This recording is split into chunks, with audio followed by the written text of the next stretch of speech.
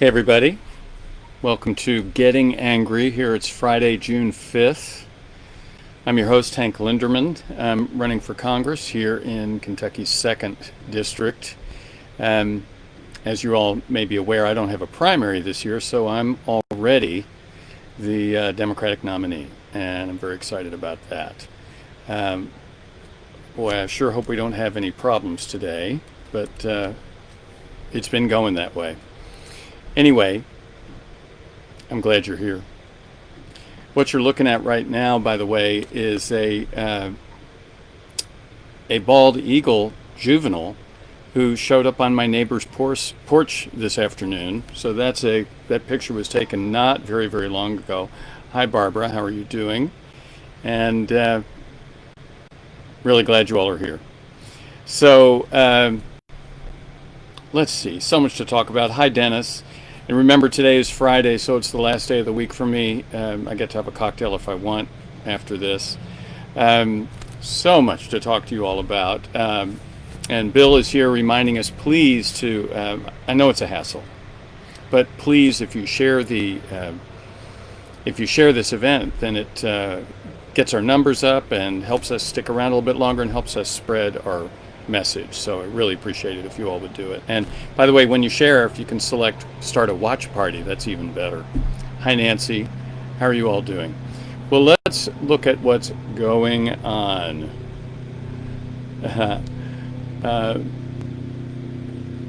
Oh, that's funny. You can nickname. Yes, you can name the bird. He's been hanging around. Barbara is getting angry. Carolyn Linderman is here. That's great to see you. And by the way, when we talk about getting angry, we don't want to lose our damn minds. We want to use our anger to store up to do the thing that needs to be done, especially coming this November, and including being supportive of the ways the country we think needs to go. So, for example, things like a more just economy for all people, addressing inequality economically and socially. Anyway. Here's our numbers from yesterday. So this is from Thursday, June 4th, and you notice USA, we had another 1,031 deaths. So the deaths are staying pretty consistent, unfortunately. We had another 22,268 new cases. Now, I want you to look at this over to the far right. It says deaths per 1 million population, because we're going to look at that in the States just for a second. 330 deaths per million of population. Now, there are other countries that are having a rougher time of that. So, for example, Spain, the United Kingdom, and Italy are doing a worse time of that. But that's a misleading statistic because we are still number one in the world. We're over 110,000 deaths as of yesterday. So it's still really serious. We're doing better proportionally, but still we're leading the world, unfortunately, with number of deaths and cases. So this is the state breakdown from yesterday. And again, I'm going to move out of the way so you can see the deaths per million population. And notice that New York has a ridiculous amount of deaths per million. Over 1,500, but New Jersey's close behind. And then we've got some other states that are starting to catch up there, like Massachusetts.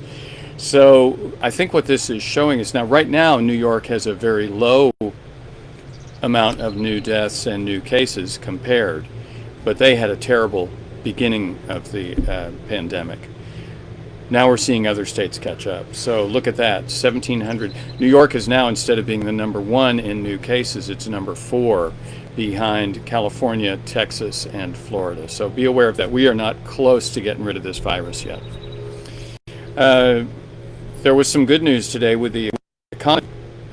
Showed more job creation than we expected. We are still at something like 18% unemployed, but that's better than 20 or 25 or 30. And now President Trump talked about this because it is the biggest increase, 2.5 million new jobs in 1 month, I believe, or one reporting period.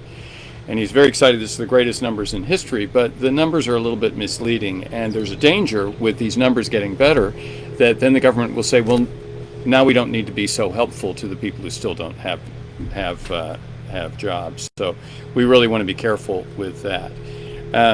Built into this, And by the way, I think this is what President Trump believes, that if you have an economy, a good, strong economy, that's good for everybody.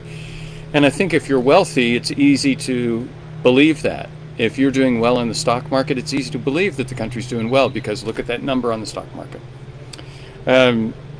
It's the greatest thing that can happen for race relations. Obviously, race relations are on our president's mind finally. For the African American community, for the Asian American, for everybody, for when the country is so strong. But this is repeating the myth of trickle down, which has not really worked as advertised. We've been told for years about trickle down. If you let the rich get richer, then they will spend that money and it'll come down, and it doesn't go very far down. It doesn't seem to ever make it down to the bottom. If we're talking about a tree, the leaves are getting watered, but the roots are not. And so that's why I'm also in favor of trickle up, that we should be really focusing on helping folks that are at the bottom of the American ladder. Folks at the bottom, if you give them money, they will spend it. It'll go right back into the economy. So that's one of the dangers of having it. And Mark Maselli is here. And John Alma, I'm glad you're here. And John Alma was pointing out, yes, trickle down has never worked. It's only part of the story. Hi, Roy is here. I'm glad you're here. Black unemployment increased. It's now more than half, which is, unacceptable. It only begins to describe it. Okay. But I digress. The story I wanted to talk about today is that President Trump finally got his wall. Maybe not the one he was thinking about. Here's the headline. They're building the wall, but people are sawing through it and climbing over it. This is a headline from the Washington Post. And here's some text about it that you can read and track down these stories. So it looks like last year in the fall there were 18 breaches in the San Diego area alone. And I think they've got one of the most formidable barriers. They're now doing double layer fencing, and it's largely complete. And that's what President Trump wanted, was a wall to keep out all these illegal aliens. Folks who get upset about immigration, I suspect that these are working people who feel like their jobs and their not getting paid very much is related to people who are willing to work for less or people who are here illegally. My suspicion is if people who work were getting paid a decent amount, if they were getting paid fairly, roughly like the way they were getting paid in 1977, then they would mind a lot less. Most of the people that I know that are working people, they don't really care that Jeff Bezos has so much money if they are allowed to earn a decent living, a living where they can have some dignity, where they can have a family, have a house, put their kids through school, save for their retirement, maybe buy a boat, those kinds of things. I don't think they really care beyond that. And that's been the failure of trickle down. We will have to do trickle up. Okay, just my little sideways comment there. Here's another wall line. And this is the wall that President Trump seems to have gotten. They're building walls around the White House now. This is the people's house, but President Trump is inside it, and it's being described as an armed camp, an armed fortress. It's effectively a fortress. So he's behind his wall. Not sure this is really what he wanted. And here's a map, and you have to look at it a little bit closely. Again, this is from the Washington Post. The black lines are the walls and fences that they're putting up. They don't surround the entire area, but if you look closely, you'll see that anytime there's a street that you can get in, the street is blocked off. There's only a few entrances that are open, and the rest of them you simply can't get in. And so it looks like at the bottom right-hand side of the diagram, those are the streets that maybe you can get in to be able to get close to the White House. It didn't used to be this way. You used to be able to get quite a bit closer.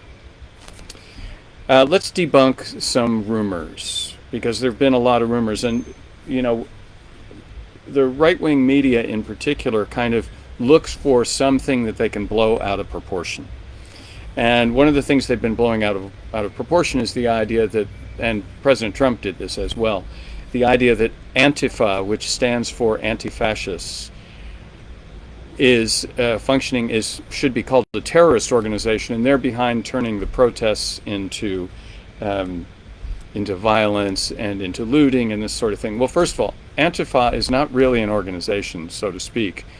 One thing I saw was that one person on Twitter said, calling Antifa an organization is like saying that the people who don't like, I forget the name of the band, let's pick a band people don't like maybe.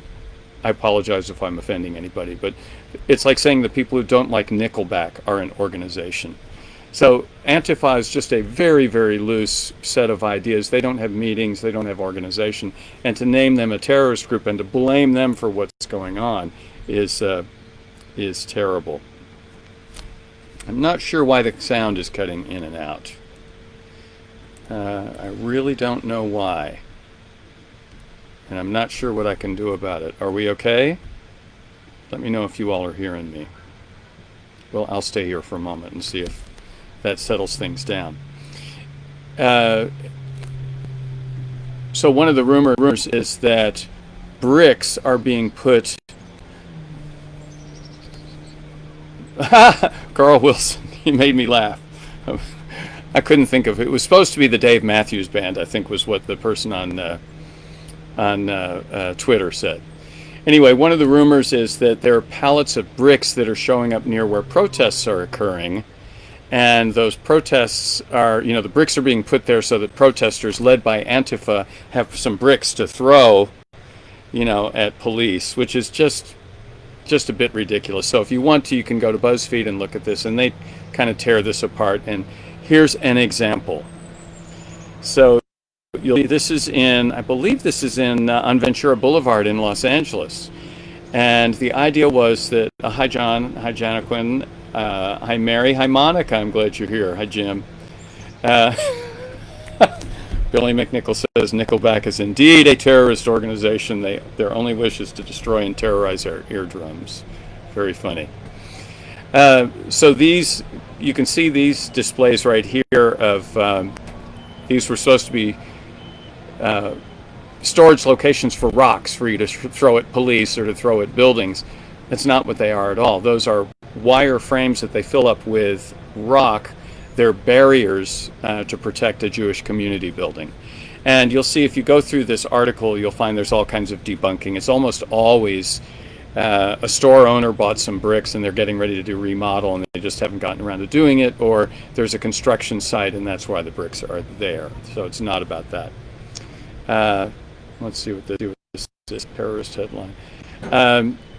So remember when in Lafayette Park, the protesters that were there were being peaceful, and it was half an hour before the curfew, so it was 6:30. The curfew was going to start at 7, so they were there completely legally. And sometime after 6:30, the president ordered it to be cleared, and they used something that's not tear gas but irritates your eyes and causes tears, and smoke grenades and flashbangs and all kinds of stuff. Well, he's now saying that these peaceful protesters are terrorists in a letter that he shared with I think it was meant to be a response to the military folks. The phony protesters near Lafayette were not peaceful and are not real. I think Dowd, by the way, is an attorney who represents the president. They were abusing and disrespecting the police when the police were preparing the area for the 1900 curfew. This is just a bunch of bullshit, okay? Can we just call it what it is? They're trying to clean up their mess. There were a week of protests, and of course, Mad Dog Mattis, remember him, General Mattis, publicly criticized the president, and President Trump didn't like that very much. Starting a few weeks ago, maybe longer than that, I started saying that I believe President Trump may have to resign over this, and I think his best move pretty soon is going to be to resign and make a deal with current Vice President Pence, who would, of course, then become the president, to pardon him and his family from any federal prosecution related to his presidency. Well, guess what? There's a newspaper in Portland, Oregon, or Portland, Maine, I apologize, Portland, Maine, and I can't remember the name of the newspaper now, I apologize, and I couldn't find a way to save the picture here to be sure about which paper it was, but in Portland, Maine, this is their story. President Trump, we're sorry you decided to come to Maine, but since you're here, could you do us a favor and please resign? Okay, we're getting to that point. And, when there's this much disruption in the streets, I think a presidency is in real trouble, at least based on my experience back in the 60s and 70s when you had people marching in the streets and causing problems. That's a real big problem. By the way, one other thing to debunk about the tear gas, they had been claiming that no, it was not tear gas. They're now apologizing, saying, well, actually it was a distinction without a difference. They were, what do we call that? Semantic quibbling. That's when someone's arguing over the language, but the result was the same. It was a distinction without a difference. Some other good news, related to President Trump's wall, the street right next to the White House, that is next to Lafayette Park, the mayor of D.C., and I don't know the mayor's name, a woman, she put Black Lives Matter in giant yellow letters. So this was done actually in Los Angeles. A neighborhood I'm very familiar with in Culver City had a gang problem on a particular street. And I forget what the name of the street had been, but they changed the name to Flower Street, because any gang that was living on Flower Street, it was going to make them look less masculine, I guess. I don't know. And it did seem to work because the street is closed up.